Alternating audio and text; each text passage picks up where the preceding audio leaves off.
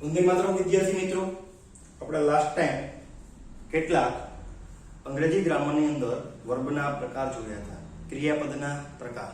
બરાબર, આ ક્રિયાપદના પ્રકાર ઉપરથી જ આખું જે છે ગ્રામરનું માળખું એટલે કે બધા જ કાળ નક્કી થતા હોય છે. આ ક્રિયાપદના જે કેટલાક પ્રકાર જોયા હતા ત્યાર પછીના પ્રકારની આપણે વાત કરીએ તો તે છે transitive and intransitive verb. Transitive versus intransitive verb. અહીંયા સક્રમક ક્રિયાપદ અને અકર્મક ક્રિયાપદને આપણે સમજવાનું છે. ટ્રાન્ઝિટિવ વર્બ એટલે સક્રમક ક્રિયાપદ અને ઇન્ટ્રાન્ઝિટિવ વર્બ એટલે અસક્રમક ક્રિયાપદ. શું છે આ બે ક્રિયાપદ એના વિશે જોઈએ તો સક્રમક ક્રિયાપદ એવા ક્રિયાપદો કે જેને પાછળ કર્મની જરૂર પડે અને પડે જ.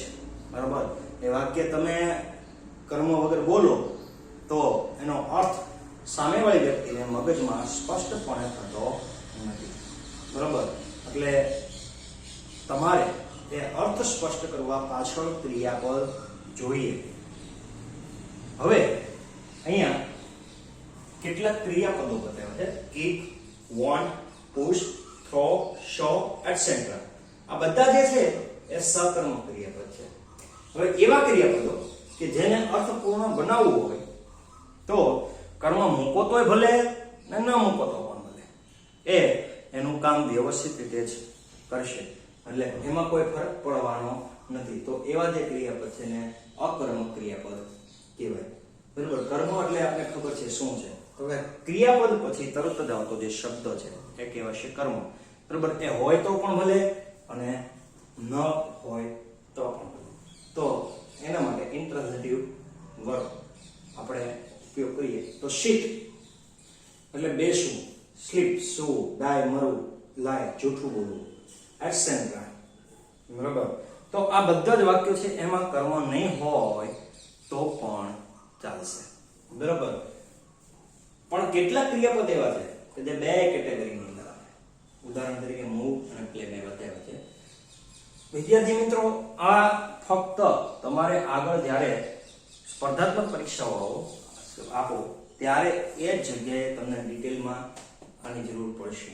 બરોબર, અત્યારે હાલની તારીખે તો આપણે ફક્ત તમારે મોડલ વર્બ જે અહીંયા બતાવ્યા છે એ પ્લસમાં જે હેલ્પિંગ વર્બ આપણે પહેલું શરૂઆત કરી હતી. બરોબર, am is, are, was, were, will be, have, has, had, આ બધાની માહિતી તમને સંપૂર્ણપણે હોવી જોઈએ. અને એક્શન વર્બ જેને કહેવાય છે આપણે ક્રિયાપદો. બરોબર, જેમાં એક્ટિંગ કાંઈક ને કાંઈક આવે, ખાવું, પીવું, રમવું, નાચવું, કૂદવું, બેઠવું, ઉઠવું, અપમાન કરવું, આવા બધા જે શબ્દો આવે છે બસ એના ત્રણ રૂપ યાદ હોવા જોઈએ. આ તમારે સમજવાનું છે કે શું કહેવા માંગે છે વાક્યની અંદર. તમારી પાસે જનરલ નોલેજ સ્વરૂપે આ વસ્તુ હોવી જોઈએ.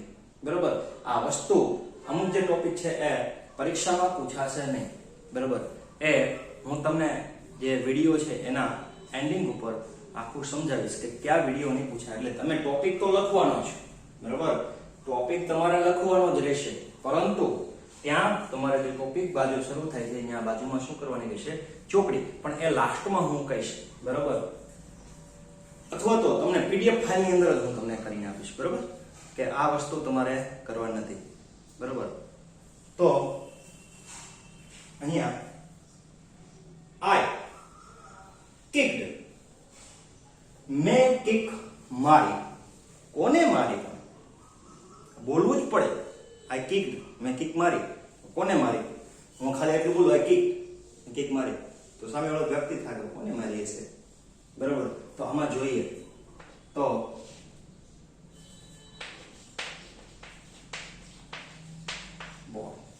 દડાને કિક મારી, અથવા તો કોઈ વ્યક્તિને તમે લાત મારો છો.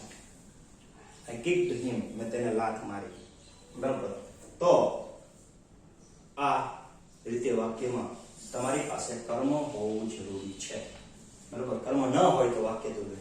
આઈ વોન્ટ, મારે જોઈએ. શું જોઈએ છે? નથી સ્પષ્ટ થતું. બરાબર, ખાલી એ વાક્યની અંદર આ વોન્ટ ને અહીંયા એક શબ્દ મૂકવો જ પડશે. સમ મની, કેટલા રૂપિયા જોઈએ છે. બરાબર, તો અહીંયા અર્થ સ્પષ્ટ થતો નથી. એટલે અહીંયા જે આપેલા બે વાક્યો છે એ સકર્મક ક્રિયાપદના છે. બરાબર છે. અહીંયા આ બે વાક્યો સકર્મક ક્રિયાપદ દર્શાવે છે. ત્રીજું વાક્ય જોઈએ, I am sitting. I am sitting. હું બેઠો છું. બરાબર, સ્પષ્ટ છે. તમારો ફોન આવે, શું કરે છે? હું બેઠો છું. ક્યાં બેઠો છું એ તમારે કહેવાની જરૂર જ નથી. બરાબર, I am sitting. તો અહીંયા વાક્ય જે છે એનો અર્થ કમ્પ્લીટ કરે છે. અહીંયા વસ્તુ પાછળ કોઈ પણ વસ્તુ મૂકવાની જરૂર નથી, એટલે અકર્મક ક્રિયાપદ છે. He died. તે મરી ગયો. હા, પછી કાણે જઈએ તો આપણે પૂછીએ ભાઈ કઈ રીતે મરી ગયો. બાકી તે મરી ગયો એનો કોઈ ખુલાસો ન હોય. બરાબર, એ કઈ રીતે મર્યો એ તો ક્રિયાપદ નથી, એનો મેથડ થાય. શું મર્યો એવું તો પૂછી જ ન થાય. બરાબર, તો તે મરી ગયો. શું મરી ગયો? કારણ કે કર્મ છે શેનાથી મળશે? શું અથવા કોનેથી પ્રશ્ન મળે. તે કોને મરી ગયો એ ન ભળે, તે શું મરી ગયો એ પણ ન ભળે. તો he died. તે મરી ગયો. બસ, કામ પૂરું થઈ ગયું. કઈ રીતે મર્યો એ તો મેથડ કહેવાય. એ આમાં આવે નહીં, કર્મની અંદર ના આવે. આ વાક્ય પણ એનો અર્થ સ્પષ્ટ કરી દે છે. ક્રિયા કે ભાઈ તમે બોલ્યો તે મરી ગયો, કે આ કારણથી મર્યો છે તો કારણ કહેવાય. બરોબર, એની મેથડ કહેવાય. હવે પાંચમું, I am playing. હું રમી રહ્યો છું. હું રમું છું, હું રમી રહ્યો છું. બરોબર, એવું છે વાક્ય, ક્રિયા ચાલુ છે. પણ હું રમે છે એ સ્પષ્ટ થતું નથી. I am playing cricket. અહીંયા કંઈક ને કંઈક શબ્દ મૂકવો જરૂરી છે. બરાબર, I play daily. તમારું રોજનું રૂટીન કહો, હું રોજ રમું છું. શું રમો છો એ કહેવાની જરૂર નથી. I play daily in my life. હું મારા લાઈફમાં રોજ રમું છું. બરાબર, તો અહીંયા પ્લે છે એને કર્મની જરૂર નથી. અહીંયા પ્લેમાં જરૂર હતી, અહીંયા છે નહીં. તો આ જે છે અહીંયા અકર્મક છે, અહીંયા જે છે આ સકર્મક છે, અને આ છે અકર્મક છે. અને ક્રિયાપદ કર્મ હોય તોય ભલે, ન હોય તો ભલે. અહીંયા I play cricket daily લખો તોય ચાલે, I play daily લખો તોય ચાલે. સામેવાળો કર્મ માગશે નહીં. વાક્યના પ્રકારને આધારિત આપણે નક્કી કરવાનું હોય છે કે આપણે શું મૂકવાનું થશે. હવે વિદ્યાર્થી મિત્રો, ત્યાર પછી જોઈએ model auxiliary verb. Model auxiliary verb. Model auxiliary verb શું છે એની આપણે ચર્ચા કરીએ. તો મોડેલ ઓક્ઝિલરી વર્બ એટલે એક એવા પ્રકારના ક્રિયાપદો છે કે જે ચોક્કસ પ્રકારનો અર્થ સૂચવે છે. અહીંયા મેં વાક્યો નથી લખ્યા, એ ક્રિયાપદનું લિસ્ટ કર્યું છે. તમારે વાક્યો બરોબર હું જે કઈ બોલું છું, જે કઈ સંભળાવું છું એ ધ્યાનથી સાંભળવાનું છે. પહેલું છે કેન. કેન નો મતલબ થાય છે શકવું. જ્યારે કોઈ તમે કાર્ય, કામ કરી શકો છો તો એ તમારી કેપેબિલિટી, શક્તિ, એબિલિટી, જે કઈ કહો. કેપેબિલિટી એટલે શક્તિ થાય, એબિલિટી એટલે પણ શક્તિ થાય. બરોબર, કે તમારો પાવર બતાવવા માંગો છો ત્યારે કેન નો પ્રયોગ થાય. બરોબર, I can speak English. I can speak English. હું અંગ્રેજી બોલી શકું છું. I can fight with him. હું તેની સાથે લડી શકું તેમ છું. I can fight against him. હું તેના વિરુદ્ધ લડી શકું છું. I can go there. હું ત્યાં જઈ શકું છું. I can't read properly. હું બરોબર વાંચી શકતો નથી. ચશ્મામાં માનો કે નંબર આવી ગયા છે અને તમને દેખાતું નથી, એટલે I can't read properly. હું બરોબર વાંચી શકતો નથી. ચશ્મા ઘરે ભૂલી ગયા અને તમારે વાંચવું છે તો શું કહીએ? અત્યારે હું વાંચી શકતો નથી. I can't read properly. હું બરોબર રીતે વાંચી શકતો નથી. તો જ્યારે તમારી શક્તિ બતાવી છે કોઈ પણ પ્રકારે, તો હકારમાં હોય કે નકારમાં, can નો પ્રયોગ થાય. બીજું કે તમારી પાસે કોઈ પેન માંગવા આવે તો, દાખલા તરીકે હું કોઈ પાસે પેન માંગવા જાઉં છું. હવે પેન તો મારી છે નહીં, તો મારે એને એમ પૂછવું જોઈએ હું તમારી પેન ઉપયોગ કરી શકું? બરાબર, ત્યારે શકું પાછળ મેં ઉપયોગ કર્યો. Can I use your pen? Can I use your pen? બરાબર, તો આ રીતે વાક્ય બોલી શકાય છે કેન થી. પરવાનગી માંગવા માટે પણ વપરાય છે. પરવાનગી એટલે પરમિશન. સામેવાળી વ્યક્તિ પાસે એની પેન ઉપયોગ કરવા માટે પરમિશન આપણે માંગીએ. Can I use your pen? બરોબર, તો એ સમયે કેન નો પ્રયોગ થાય. બીજું જોઈએ કુડ. કુડ એટલે શક્ય. કુડ એટલે શક્ય. સામાન્ય રીતે ભૂતકાળની અંદર કોઈ પણ નિષ્ફળતા મેળવી છે અથવા તો સફળતા મેળવી, તમે કંઈક કરી શક્યા હતા એના માટે could નો પ્રયોગ કરે છે. બરાબર, I could go there. હું ત્યાં જઈ શક્યો. તો જો I can go there એટલે હું ત્યાં જઈ શકું છું, અને I could go there હું ત્યાં જઈ શક્યો. તો એ રીતે could નો પ્રયોગ થાય. I couldn't earn more money. હું જાજા પૈસા કમાઈ ન શક્યો. તમારી ભૂતકાળની નિષ્ફળતા નીવડેલી, બરોબર, ત્યારે ભૂતકાળની વાતમાં તમે કઈ કરી ન શકે એના માટે could પણ વાપર્યો આપણે જોઈએ.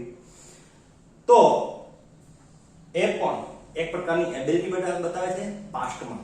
પરંતુ જ્યારે હું કોઈને વિનંતીથી કહું, તમે જરા ખસશો પ્લીઝ, આવું જ્યારે હું કોઈને કહેવા માંગુ છું, તમે જરા ખસશો please, could you move little please, ત્યારે પણ પરમિશન તમે એ પ્રકારની ટૂંકમાં તમે કોકને આજ્ઞા કરો છો, બરોબર, એક હળવી આજ્ઞા છે જેને ઓર્ડર કહેવાય, અથવા તો તમે એક પ્રકારની પરમિશન પણ કહેવાય.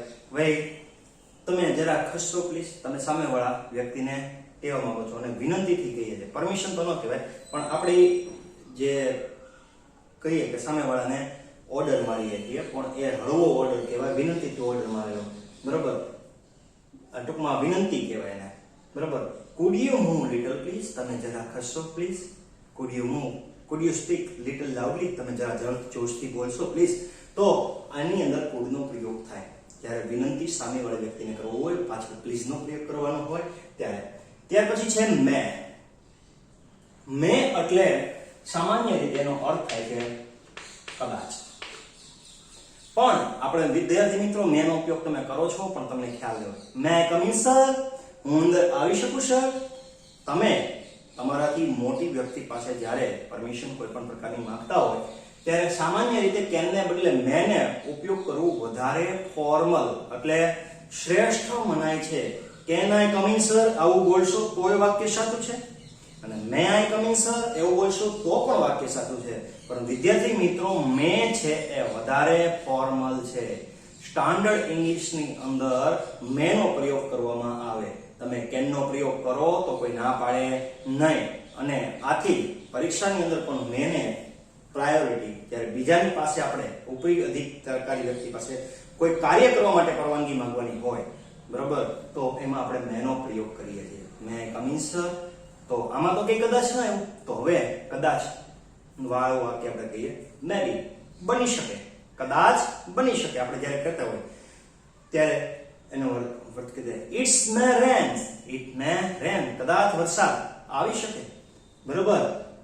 શી મે બી ધેર, તે કદાચ ત્યાં હશે, બરોબર. તો કદાચ માટે મે વપરાય. એવી જ રીતે માઇટ, એનો અર્થ પણ કદાચ છે, મેનું સમાનાર્થી છે, પરંતુ યાદ રાખજો મિત્રો, મે જે રીતે પરમિશન માંગવા માટે વપરાતું હતું એ રીતે માઇટ વપરાતું નથી. ઇટ મે રેન્સ કહો, તે કદાચ વરસાદ કદાચ આવશે એવું કહો, કે ઇટ માઇટ રેન્સ કહો, બે વાક્યો સેમ જ છે, એક ટકાનો ફરક નથી, બરાબર, બે વાપરી શકાય છે. પરંતુ મે છે પરમિશન માટે વાપરી શકાય છે, જ્યારે માઇટ છે પરમિશન માટે વાપરી શકાતું નથી. વુડ, જ્યારે લાઇકિંગની પ્રક્રિયા હોય, ચાલશે, આવશે, ભાવશે અને ગમશે. જ્યારે વાક્યની અંદર પાછળ આવા શબ્દો હોય, મારે થોડીક ચા ચાલશે, વાંધો નહીં આપી દો, તાર થોડીક ચા ચાલશે. I would like some tea, મને પીઝા ફાવશે. આઈ વુડ લાઈક પીઝા, મને પીઝા ભાવશે. I would like pizza. ગમશે, મને અહીં રોકાવું ગમશે. I would like to stay here, મને અહીં રોકાવું ગમશે. I would like to stay here. તો ત્યારે આપણે વુડ નો પ્રયોગ કરીએ છીએ. શેના માટે વપરાણો? તો કે લાઇકિંગ માટે વપરાણો. હવે અહીંયા મે અને માઇટ કદાચ છે, પોસિબિલિટી કદાચ પણ બતાવવા માટે વપરાણો. સંભવી શકે, ન પણ સંભવી શકે. બરોબર. ત્યાર પછી છે શુડ. શુડ મિત્રો સામાન્ય રીતે હળવી સલાહ માટે વપરાય છે. હળવી સલાહ. બરોબર. દાખલા તરીકે સ્ટુડન્ટ્સ શુડ બી રેગ્યુલર. વિદ્યાર્થી નિયમિત હોવો જોઈએ. આ કોઈને માટે ફરજિયાત વસ્તુ નથી. આને જનરલ રિક્વાયરમેન્ટ કહેવાય. તમારે એકને જ લાગુ પડે એવું નહીં. બરોબર. દુનિયાના કોઈ પણ સ્ટુડન્ટની વાત કરીએ તો સ્ટુડન્ટ્સ શુડ બી રેગ્યુલર. વિદ્યાર્થી નિયમિત હોવો જોઈએ. તો આ જનરલ રિક્વાયરમેન્ટ થઈ. બરોબર. પરંતુ હું કોઈ ચોક્કસ વ્યક્તિને કહું, બરોબર, તો પણ શુડ નો પ્રયોગ થાય છે. You should go there. તારે ત્યાં જવું જોઈએ. બરોબર. You should learn English. તારે અંગ્રેજી શીખવું જોઈએ. તો ત્યારે એને હું એક પ્રકારની રિક્વાયરમેન્ટ કહું છું. તારે આ કરવાની જરૂર છે. બરોબર. તો એક પ્રકારની રિક્વાયરમેન્ટ છે અને સલાહ પણ છે. બરોબર. તો એના માટે પણ જે છે એ શુડ નો પ્રયોગ થાય. પરંતુ દાખલા તરીકે હું કહું કે ભાઈ હું આ દવા દૂધ સાથે લઉં. બરોબર. પાછળની આનો મતલબ થઈ જાય જોઈએ. પણ વાક્યના છેડે જ્યારે ઉ કે એ નો પ્રયોગ આવતો હોય, ક્રિયાપદના અંતે ઉ કે દે. દાખલા તરીકે હું ઉદાહરણ આપું છું કે હું આ દવા દૂધ સાથે લઉં, તો આમાં હું સહમતિ માંગુ છું. એની માટે શું માંગુ છું? સહમતિ માંગુ છું. તો એને કન્ટેસ્ટન્ટ કહેવાય. તો સહમતિ જ્યારે હું માંગુ છું સામેવાળી વ્યક્તિ પાસે, બરોબર, ત્યારે પણ શુડ નો પ્રયોગ થાય. Should I take this medicine with milk? Should I take this medicine with milk? બરોબર. હું આ દવા દૂધ સાથે લઉં, ત્યારે પણ શુડ નો પ્રયોગ થાય છે. બરોબર. હવે આગળ જોઈએ મિત્રો મસ્ટ. આ જોઈએ છે ને એની આગળ ફક્ત જોઈએ લાગી છે. એટલે ફૂલ સ્ટ્રોંગ રિક્વાયરમેન્ટ થઈ ગઈ. શું થઈ ગઈ? ફૂલી સ્ટ્રોંગ રિક્વાયરમેન્ટ થઈ ગઈ. સ્ટ્રોંગ રિક્વાયરમેન્ટ ની ક્યાં જરૂર પડતી હોય? તો સામાન્ય રીતે જ્યાં ભરતીની પરીક્ષાઓ હોય, બરોબર, એની અંદર જરૂર પડતી હોય છે અને બહુ જ આપણે ઉપર ભાર મૂકવામાં આવે ત્યારે. બરાબર. દાખલા તરીકે હું કહું કે જાહેરાત આવે છે એની અંદર લખેલું હોય candidate must have 5 year experience. Candidate must have 5 year experience. Candidate એટલે કે ઉમેદવાર પાસે, જે કોઈ વ્યક્તિ નોકરી કરવા માટે જાય છે, બરાબર, તો એ ઉમેદવાર પાસે 5 વર્ષનો અનુભવ હોવો જ જોઈએ. તો જ આ ફોર્મ ભરજો, બાકી નહીં ભરતા. બરોબર. જો 3 વર્ષનો હોય તો સીધો નહીં ભરી શકે. 4 વર્ષનો હોય તો ભલે, 4 વર્ષનો હોય તો ભલે. 5 વર્ષનો અનુભવ હોય તો જે વ્યક્તિ ફોર્મ ભરી શકે છે. 5 થી ઉપર હોય તો જ ભરી શકે છે. એટલે બાકીના વિચારવાનું નીકળી ગયું. ક્યારે આવું થાય? તો મસ્ટ નો જ્યારે પ્રયોગ થાય. Candidate must have 5 year experience. We must go there. આપણે ત્યાં જવું જ જોઈએ. We must go there. જો વી શુડ ગો ધેર, આપણે ત્યાં જવું જોઈએ. નોર્મલી કીધું. નો જાઓ અને બધા છેલ્લે નથી લાવતા તો વાત અલગ છે. પણ આપણે ત્યાં જવું જ જોઈએ. We must go there. તો એ ફરજિયાત પણ થઈ ગયું મિત્રો. તો એ ભારે રિક્વાયરમેન્ટ કહેવાય, સ્ટ્રોંગ રિક્વાયરમેન્ટ. તો એના માટે મસ્ટ નો પ્રયોગ થાય છે. ત્યાર પછી જોઈએ નીડ. નીડ એટલે એનો મતલબ છે જરૂર જોઈએ છે અથવા જરૂર છે. તારે અંગ્રેજી સુધારવાની જરૂર છે. સામાન્ય રીતે જોઈએ છે ને, પણ જરૂર છે એવો પ્રયોગ થાય છે. બરોબર. તારે અંગ્રેજી સુધારવાની જરૂર છે. You need to improve your English. તારે તારું અંગ્રેજી સુધારવાની જરૂર છે. You need to improve your English. બરોબર. ત્યારે નીડ નો પ્રયોગ થાય. બરોબર. પણ જ્યારે હિંમત બતાવી છે, જો નીડ એટલે અહીંયા પણ રિક્વાયરમેન્ટ થાય કે ભાઈ એને ભાઈ કે તારી ભાઈ આ જરૂર છે, તને આ જોઈએ, બરોબર, એ ન કરતો તને નિષ્ફળતા મળે, બરોબર, અથવા તને ન આવડે. ડેર એટલે હિંમત છે. આ વાક્ય આપણે ડેર વાળા વાક્યો છે સિરિયલોની અંદર મિત્રો તમે કદાચ સાંભળતા હોય. How dare you. તારી હિંમત કેમ થાય? બરોબર. એ ડેર છે આ. બરોબર. How dare you. તારી હિંમત કેમ થાય? How dare you to tease my sister. તારાથી મારી બેનને ખીજવવાની હિંમત કેમ થાય? બરોબર. How dare you to come here. તારાથી અહીંયા આવવાની હિંમત કેમ થઈ? I dare to go there. મારામાં ત્યાં I dare to go there alone. મારામાં ત્યાં એકલા જવાની હિંમત છે. તો અહીંયા ડેર એ આપણી જે એબિલિટી કહેવાય, શક્તિ કહેવાય, આપણે પોતાની તાકાત છે, બરોબર, એના માટે વપરાય. અલગ અલગ આવા ઘણા બધા પ્રકારના મિત્રો ગુણ છે.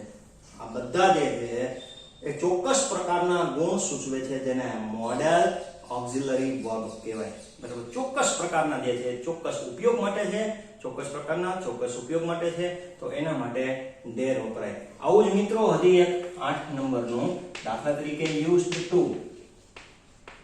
પાસ્ટની કોઈ ક્રિયા છે, પાસ્ટની ભૂતકાળની કોઈ ક્રિયા છે અને જે ટેવ હતી કે કુટેવ હતી. બરાબર, આઈ યુઝડ ટુ સ્મોક સિગારેટ. હું બીડી પીતો.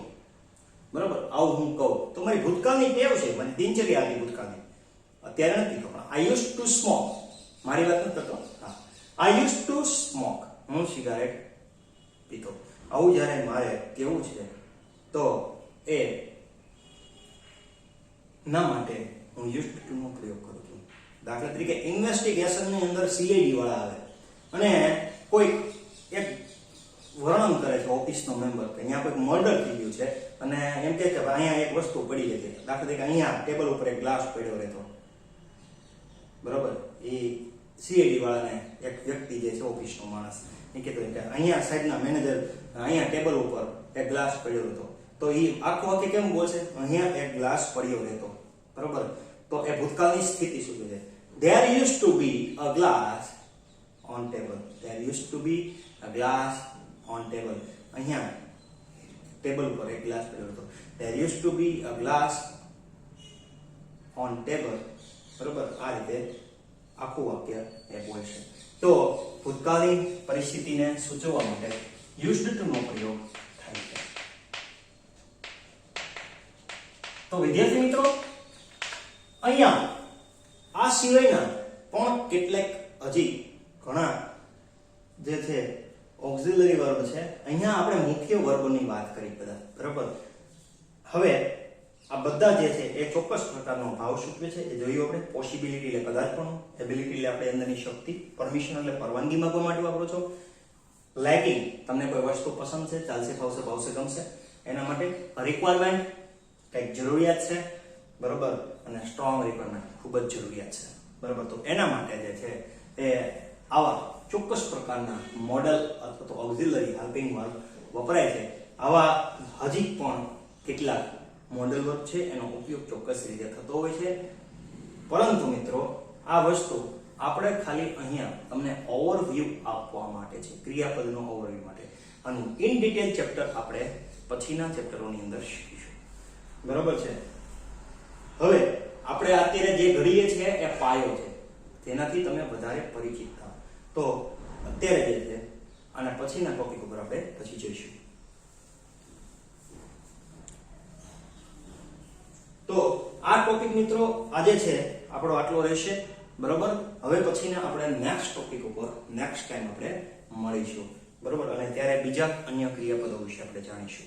અત્યારે આટલું રાખીએ છીએ. જય હિન્દ, જય ભારત.